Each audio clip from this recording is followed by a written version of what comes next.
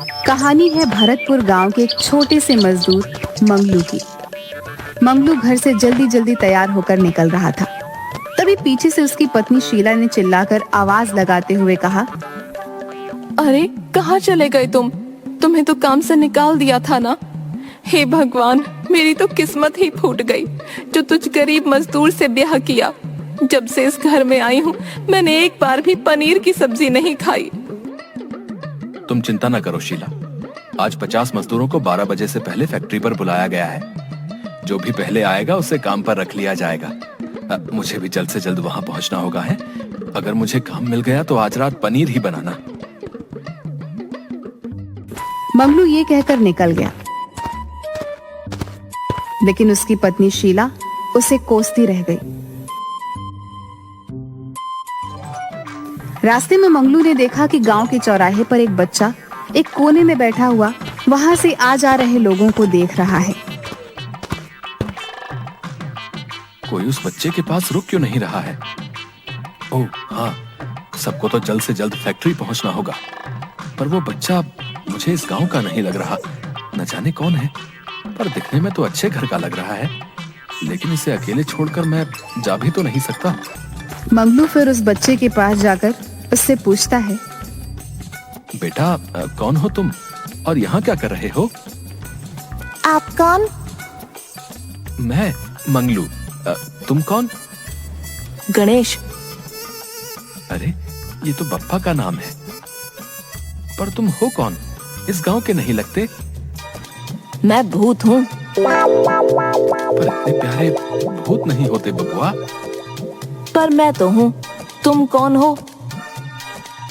मैं मंगलू हूँ। तुम कौन हो? मैं गणेश हूँ।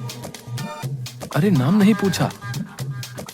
मंगलू को वो बच्चा बड़ा प्यारा लग रहा था और वो बच्चा बातों से ही शरारती लगा, क्योंकि अपने माता पिता से अलग होने के बावजूद वो रो भी नहीं रहा था। मंगलू ने बेहद सोच समझकर पूछा, तुम्हारे माता पिता कहाँ हैं?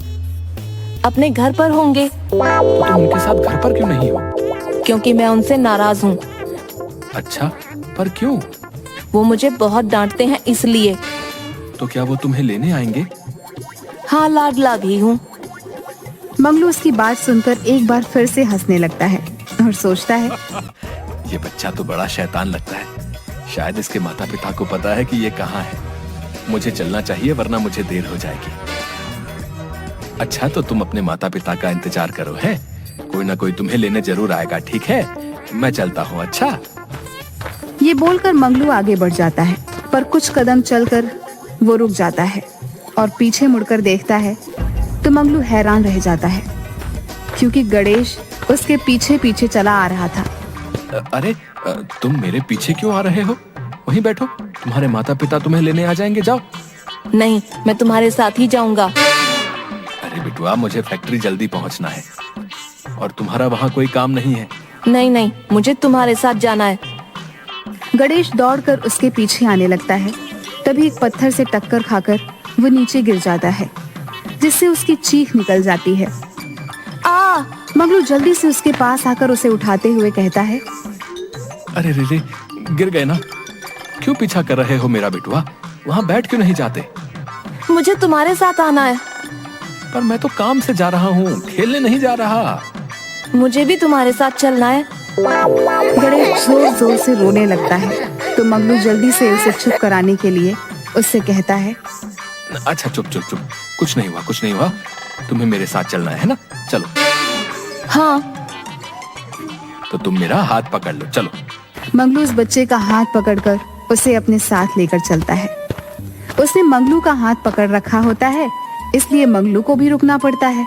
फिर वह उस बच्चे की तरफ देखकर बोलता है, क्या हुआ? जल्दी चलो भाई, हमें जल्द से जल्द फैक्ट्री पहुंचना है। पर मुझे सुसु जाना है। हैं? ये क्या होता है बबुआ? अरे सुसु नहीं पता, मुझे वॉशरूम जाना है। हैं? अब ये क्या बोले, वॉशरूम क्या होता है? गणेश ने अपने छोटे छोटे हाथों को उठाया और उसे अपनी आखिरी उंगली दिखाते हुए बोला, ये मुझे सुसु करना है। अच्छा, तो तुमको यहाँ जाना है, तो चलो हमारे साथ। मंगलू उसे ले जाकर एक पेड़ के पीछे खड़े करते हुए बोला, कर लो तुम्हारा सूसू। छी, मैं यहाँ सुसु नहीं करूँगा, मुझे वॉशरूम में ही जाना है। बब्बू अब ये वाशरूम कहाँ से ढूंढे हम? चलो कर लो, हमें देर हो रही है, जल्दी करो। नहीं, मैं यहाँ नहीं जाऊँगा। अरे बबुआ मान जाओ, काहे इतनी नौटंकी कर रहे हो? अच्छा चलो, हम तुम्हें चॉकलेट खिलाएंगे, ठीक है? सच्ची? ठीक है, फिर मैं जाता हूँ। थोड़ी देर बाद मंगलू उसे फैक्ट्री की तरफ लेकर गया, पर वहां पर आकर देखता है कि उसे देर हो चुकी थी और 50 लोगों को रख भी लिया था।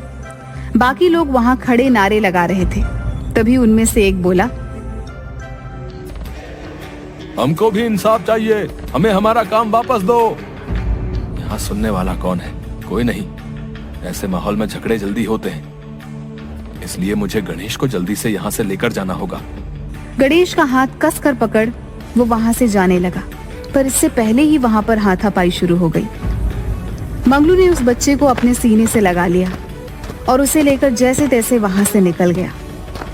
समझ में नहीं आ रहा कि अब इस बच्चे का क्या करूं। मैं इस बच्चे को अकेले नहीं छोड़ना चाहता, पर अब इस बच्चे के साथ मुसीबत तो बढ़ती ही जा रही है। इस बच्चे की वजह से मैं देर से पहुंचा, और अब अगर इसे कुछ हो गया तो इल्जाम मुझ पर ही आ जाएगा। उसने गणेश को एक जगह पर बैठाया और पूछा, भूख लगी है? हाँ। तुम यहीं बैठो, मैं तुम्हारे लिए कुछ खाने को लेकर आता हूँ। हाँ। मंगलू उसे एक जगह बैठाकर वहां से चला गया। उसने एक दुकान पर जाकर कुछ खाने का सामान लिया और वापस गणेश के पास आकर बोला, तुम ये खाओ, मैं अभी आया है। अच्छा। गणेश खाने लगा और मंगलू ने प्यार से उसके सर पर हाथ फेरा और वहां से चला गया। वो चलते चलते काफी दूर तक चला आता है। अरे, मैं एक मासूम बच्चे को अकेले छोड़ आया। भला फैक्ट्री में चल रहे झगड़ों में उसका क्या कसूर? वो तो खुद माँ बाप से बिछड़ा हुआ है बेचारा। और वो पीछे की ओर भागता है। वो वहां पर आकर देखता है तो 2-3 आदमी उस बच्चे के पास थे। उसे संदेह हुआ कि कहीं वो उसे किडनैप न कर लें। मंगलू भागकर उस बच्चे के पास आया। बेटवा, तुम ठीक तो हो? मुझे आने में देर हो गई। इन लोगों ने तुम्हें परेशान तो नहीं किया? मंगलू को देखकर गणेश रोते हुए उससे लिपट गया और हकलाते हुए कहता है, तुम कहाँ थे? ये गंदे लोग मुझे परेशान कर रहे थे। मुझे डर लग रहा था। चुप चुप चुप चुप हो जा बेटवा। अब हम तुझे छोड़कर कहीं नहीं जाएंगे। पक्का ना? नहीं जाओगे ना? हाँ बेटवा, हम तुम्हारे साथ ही रहेंगे। अब शांत हो जाओ, चलो। मंगलू उन आदमियों को देखता है जो उसे किडनैप करने आए थे, पर अब वे सारे उल्टे पांव भागने लगे। थोड़ी देर बाद मंगलू गणेश का हाथ पकड़ लेता है और उसे लेकर पैदल ही चलने लगता है।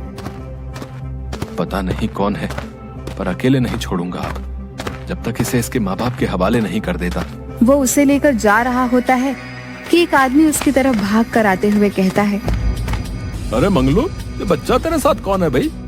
अरे रुक जा, सांस लेने दे गुड्डू। मैं नहीं जानता ये बच्चा कौन है, ये बस मुझे रास्ते में अकेला मिल गया। अरे अभी अभी सुनकर आ रहा हूँ, फैक्ट्री के मालिक का बेटा यहाँ आते ही खो गया। कहीं ये वही तो नहीं? पता नहीं, चल पूछते हैं। दोनों गणेश को लेकर वापस फैक्ट्री पर चले जाते हैं, जहाँ के माहौल में गर्मा गर्मी थी। मंगलू और गुड्डू दूसरे रास्ते से गणेश को लेकर फैक्ट्री के अंदर जाते हैं, जहाँ फैक्ट्री के मालिक यहाँ वहाँ घूमकर परेशान से कुछ बोले जा रहे थे। मुझे सबसे पहले मेरा बच्चा चाहिए, फिर मैं बाकी का काम करूंगा। आज अगर मुझे मेरा बच्चा नहीं मिला तो मैं किसी को काम नहीं करने दूंगा, सबको निकाल दूंगा। उन्हें वहां देख गणेश तुरंत मंगलू की गोद से उतरता है और भागकर उनकी तरफ जाते हुए चिल्लाता है, पापा, पापा। गणेश, मेरे बच्चे, कहाँ थे तुम और यहाँ कैसे पहुँचे? ये पतले नौटंकीबाज अंकल मुझे यहाँ लाए। अच्छा, मेरा बच्चा ठीक तो है ना? हाँ पापा, ये अंकल बहुत अच्छे हैं। इन्होंने मेरा बहुत ख्याल रखा, मुझे सूसू करवाया, खाना खिलाया और मुझे गंदे लोगों से भी बचाया।